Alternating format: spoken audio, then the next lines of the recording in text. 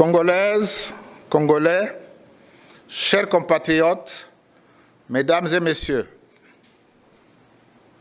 le 16 mai 2020, au nom de son Excellence, Monsieur Denis Sassou Nguesso, Président de la République, chef de l'État, Président de la Coordination nationale de gestion de la pandémie à coronavirus Covid-19, j'avais eu l'honneur de vous présenter le premier palier du déconfinement progressif entré en vigueur depuis le 18 mai 2020, soit 33 jours déjà. Aujourd'hui, la même mission m'est confiée de vous dévoiler le deuxième palier du déconfinement dicté par l'évolution de la pandémie et ses conséquences économiques et sociales. Avant de vous faire part du contenu des nouvelles mesures prises, permettez-moi d'abord de vous donner l'évolution de la pandémie depuis la dernière revue faite par la Coordination nationale tenue le 17 juin 2020 et ensuite de vous fixer sur les données économiques récentes qui appellent des mesures fortes.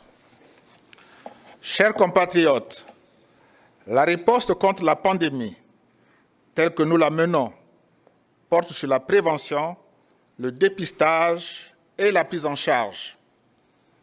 Dans le cadre de la prévention, les activités menées ont consisté en la communication sur l'application des mesures barrières et de distanciation sociale, le port obligatoire et conforme du masque dans les lieux publics ouverts et fermés, le renforcement du contrôle sanitaire des personnes au niveau des points d'entrée, la désinfection des administrations publiques, des formations sanitaires, des écoles, des marchés domaniaux et des moyens de transport. S'agissant particulièrement du contrôle sanitaire sur l'étendue du territoire national, 77 points de contrôle sanitaire interne ont été érigés. À ces points de contrôle interne s'ajoutent 5 points de contrôle d'entrée dans le pays, dont les aéroports de Brazzaville et de Pointe-Noire, qui enregistrent fréquemment des vols dérogatoires en provenance de l'extérieur. Au total, 699 entrées dans notre pays par ces aéroports ont été mises en quatorzaine et presque toutes testées. Pour surveiller la surveillance épidémiologique, 4 caméras thermiques ont été installées à Brazzaville, dont une à l'aéroport de Maya-Maya et une autre au port de Brazzaville. 2 caméras supplémentaires sont en cours d'installation à Pointe-Noire. S'agissant du dépistage, le nombre de tests réalisés par la technique la plus fiable, notamment le diagnostic virologique RT-PCR, a atteint 10 843 au 18 juin 2020. Le dispositif de dépistage est renforcé par 1. L'installation d'un nouvel équipement dans les départements de Brazzaville, de Pointe-Noire et de la Cuvette. Ce renforcement a permis d'augmenter notre capacité nationale de dépistage de 400 à 990 tests par jour, conformément aux prévisions annoncées dans ma communication du 16 mai dernier. 2. L'évolution de 3 à 5 du nombre de laboratoires capables de réaliser des tests Covid-19 dans notre pays, dont celui du département de la Cuvette, en mesure de réaliser 120 tests virologiques par jour. Le dépistage à grande échelle, qui a débuté dans le département de Brazzaville, a été lancé le 17 juin 2020 dans le département de Pointe-Noire et de Kouilou, après l'installation de l'annexe départementale du laboratoire national de santé publique à l'hôpital général de Luandjili.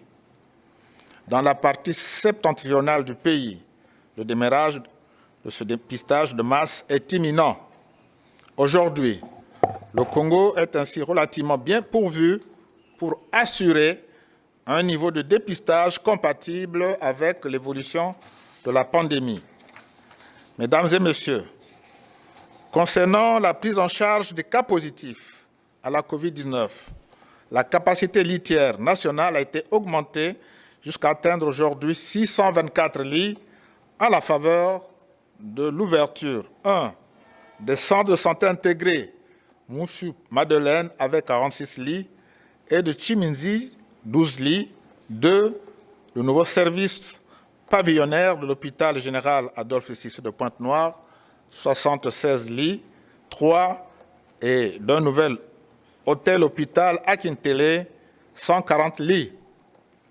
Cette capacité litière sera renforcée à court terme, d'une part, par les 3 hôpitaux actuellement en travaux, à savoir l'hôpital général de Luandjili avec 30 lits, l'hôpital général Edith Lucibongo Ondimba Doyo avec 16 lits et l'hôpital de l'amitié sino-congolaise de Mfilou avec 100 lits.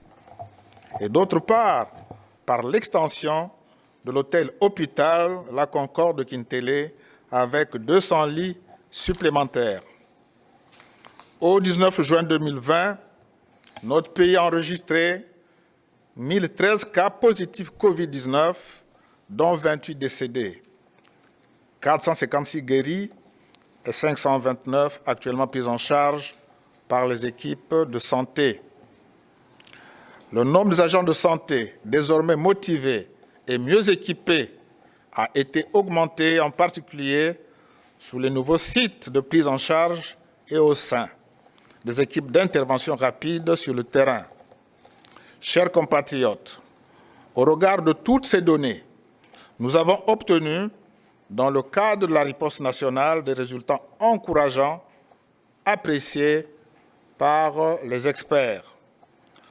Nous devons ces résultats également à la prise de conscience grandissante des populations que je salue ici, exprimée à travers, d'une part, le respect des mesures barrières, et en particulier le port obligatoire et conforme du masque, et d'autre part, leur adhésion au dépistage et à la prise en charge médicale. Toutefois, la pandémie, toujours menaçante, est encore là. Le gouvernement poursuivra donc sans relâche ses efforts pour la combattre, conformément au plan national de riposte en cours d'exécution. Compte tenu de la persistance de la pandémie, le président de la République, après accord du Parlement, a décidé de la 4e prorogation de l'état d'urgence sanitaire pour une nouvelle période de 20 jours à compter du 21 juin 2020. Chers compatriotes, à l'évidence, la Covid-19 a déjà fait payer un lourd tribut à l'économie nationale et à notre société. En ce qui concerne ces incidences macroéconomiques, sur la base des informations collectées à fin mai 2020, il ressort ce qui suit. 1.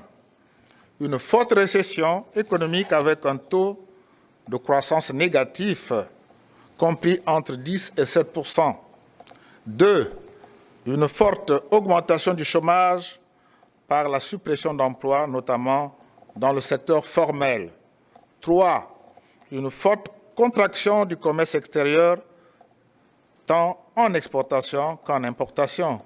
4. Une dégradation importante des finances publiques actée par l'adoption de la loi de finances rectificative promulguée le 13 mai 2020. En attendant, les résultats de l'enquête de conjoncture à plus grande échelle initiée par le gouvernement, l'on peut déjà noter ceci. 1. Les entreprises de l'agriculture, de l'élevage, de la pêche ont connu une baisse d'activité de 34% entre mars et avril 2020. 2.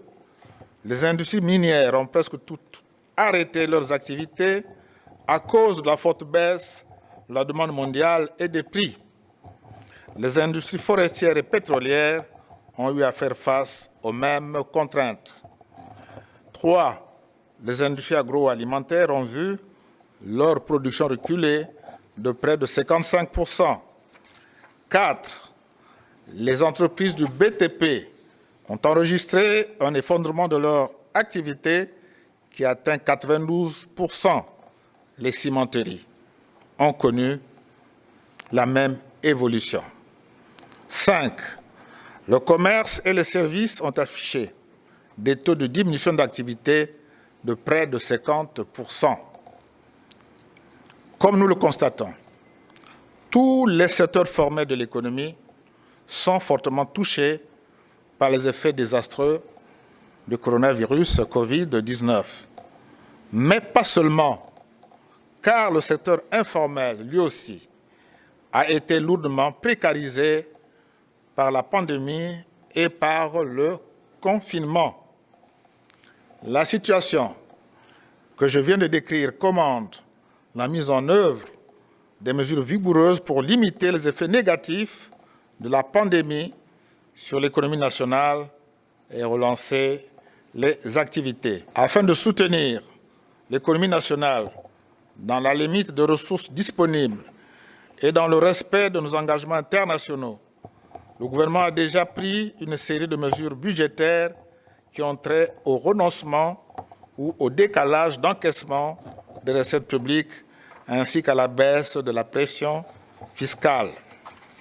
Il s'agit principalement, en matière de renoncement temporaire aux recettes, du réaménagement des obligations fiscales, de la suspension des contrôles fiscaux et de l'extension des délais de déclaration et de paiement de certains impôts et taxes au profit des entreprises. Pour ce qui concerne la baisse de la pression fiscale, la loi de finances rectificative l'année 2020 retient une batterie de mesures dont le détail sera précisé par le ministre des Finances et du Budget. Dans le budget de l'État, exercice 2020, le gouvernement a décidé de soutenir les entreprises du secteur formel et informel, les ménages en grande précarité et les personnes vulnérables, dont celles vivant seules ou avec handicap. Le Fonds national de solidarité, créé à cet effet sous la forme d'un compte spécial du Trésor, bénéficie d'une inscription budgétaire de 100 milliards sur lesquels 50 milliards sont immédiatement mobilisables. Cette somme est ainsi répartie. 40 milliards pour le soutien aux entreprises et 10 milliards de transferts monétaires au bénéfice des ménages. Les mécanismes de mise en œuvre seront précisés conjointement par les ministres en charge de l'économie, des finances et des affaires sociales en rapport avec les partenaires du secteur financier et les acteurs sociaux. Le gouvernement a en outre décidé de la levée des financements extérieurs pour un apurement substantiel de la dette intérieure au cours de cette année. Aux affectations du Fonds national de solidarité et au paiement de la dette intérieure s'ajouteront les commandes publiques à réserver prioritairement aux entreprises et aux opérateurs économiques locaux de bonne moralité fiscale et sociale. Chers compatriotes, mesdames et messieurs, afin de limiter l'impact de cette pandémie sur notre société et particulièrement l'effondrement de l'économie nationale, le président de la République, chef de l'État, a autorisé le gouvernement à passer au deuxième palier du déconfinement progressif. À ce titre, j'annonce les nouvelles mesures d'allègement du confinement qui sont les suivantes. 1.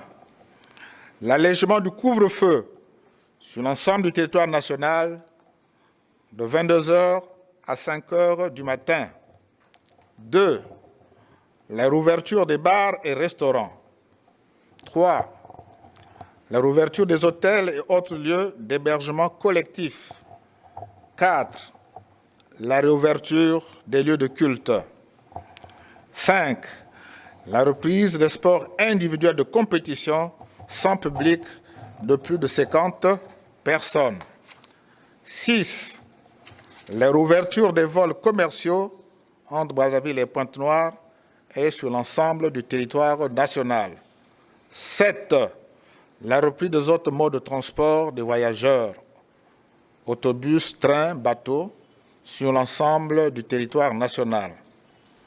Par ailleurs, j'annonce le déconfinement progressif de la localité de Chiminzi dans la sous-préfecture de Tchambanzassi dans le département de Pointe-Noire. Toutes ces réouvertures et reprises se feront et se dérouleront dans le strict respect des mesures de prévention d'hygiène, des mesures barrières, de distanciation physique et le port obligatoire et conforme du masque. Je précise qu'un protocole régira l'exercice de chaque activité en toute sécurité sanitaire et ce, dans le cadre d'une concertation entre le ministère chargé de la santé, les ministères et les secteurs d'activité concernés. Demeure en vigueur la fermeture de toutes les frontières, sauf pour les navires, les vols cargo et au transport de marchandises vers le Congo ou au départ du Congo. La quarantaine et le test virologique RT-PCR obligatoire pour les passagers entrant sur le territoire national. Le régime de fonctionnement actuel des marchés domaniaux.